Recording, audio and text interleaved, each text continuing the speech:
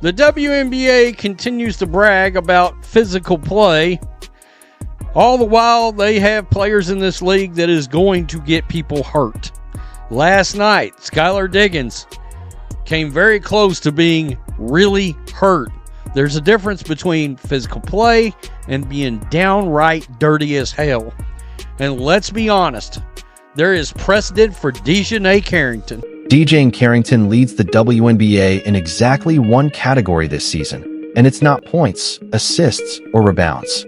She's the undisputed queen of flagrant fouls with 3 already on her record. To put that in perspective, most players go entire seasons without a single flagrant foul.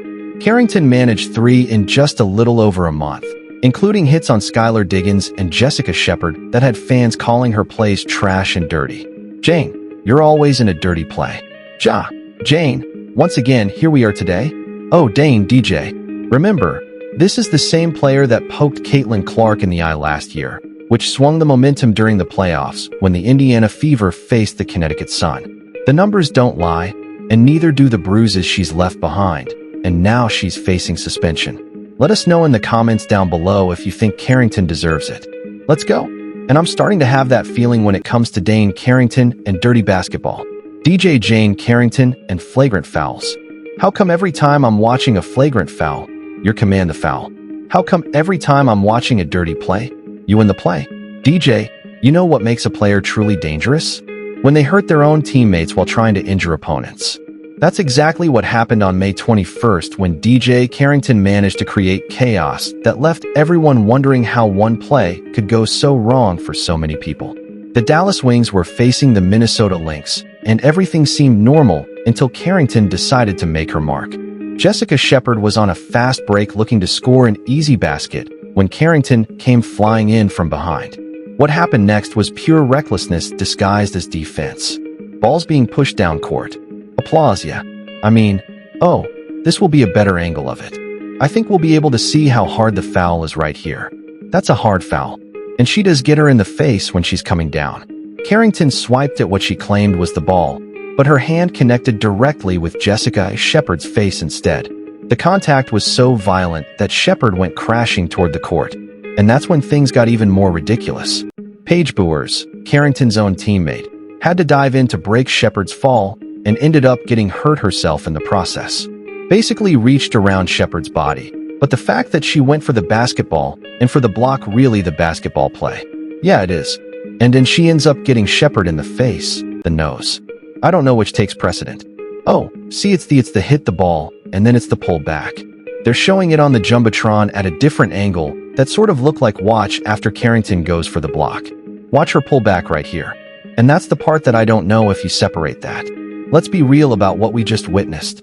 Carrington's so-called defensive play managed to injure an opponent and her own teammate in one motion. Fans on social media immediately called it a trash play from a dirty player and questioned how many more times she'd be allowed to pull stunts like this before facing real consequences. The referees called it a flagrant 1 foul, though many analysts thought it deserved an upgrade to flagrant 2 based on how reckless the swipe actually was. Video footage showed Carrington coming from behind with zero chance of actually getting the ball cleanly.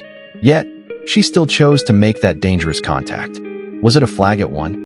Yes. Could it have been called a flagrant 2? Yes. Was it more dangerous to just to Paige Buers than anyone else? Because Paige Buers was the one who had to break Jessica Shepard's fall. Could she have blown out her teammate's knee? Yeah. Realistically, that is what the conversation should be about. Because she wanted the Kiki fan viral meme, because as soon as she did it, look at what she does as soon as she did it. As soon as she did, she walks towards Jessica Shepard and just tries to do the Kiki fan face. Jason Whitlock didn't hold back after watching the play, tweeting that Dane Carrington is going to seriously injure a player in the WNBA. His warning proved prophetic when you consider that she managed to hurt 2 players with one reckless move. The aftermath raised serious questions about Carrington's approach to basketball. Was this just bad luck, or does her playing style create these dangerous situations? The evidence was mounting that this wasn't an isolated incident, but part of a troubling pattern. Like, I'm sorry, you don't get to plow through somebody's back, almost injure a teammate, and then say, yeah. and then claim that you've done nothing. You've done nothing. And people stand on business. She's trying to laugh on it. I'm no, you're just D. You're just Pat Bev. You're not Draymond. You're Pat Bev. Realistically, you're Pat Bev. That's it.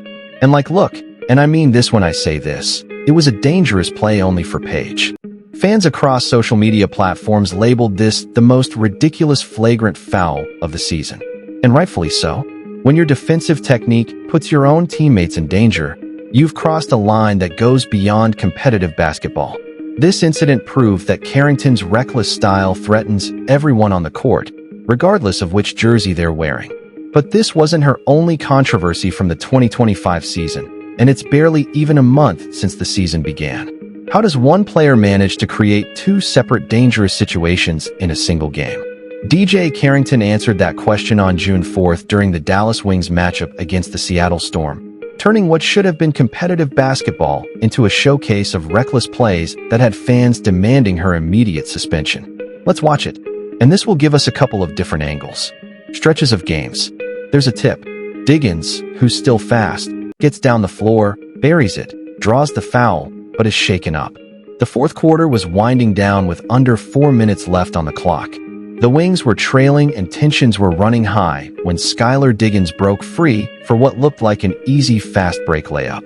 That's when Carrington decided to make her presence known in the worst possible way. There was a little wind up there, and there was some follow-through. This will probably get upgraded. Now, Carrington was trying to make a play on the ball, but by rule, the wind-up and follow-through are trigger signals for the officials that this will likely get upgraded. Absolutely dirty, reckless abandon. Carrington chased Diggins down from behind and delivered a hard hit directly to Diggins' head as she went up for the shot. The contact sent Diggins crashing to the ground in a heap, and the referees immediately called a flagrant 1 foul. Video replay showed just how unnecessary the contact was. Carrington had zero chance of making a clean play on the ball, yet she chose to target Diggins' head anyway. And there's Skylar on the floor. Stretches.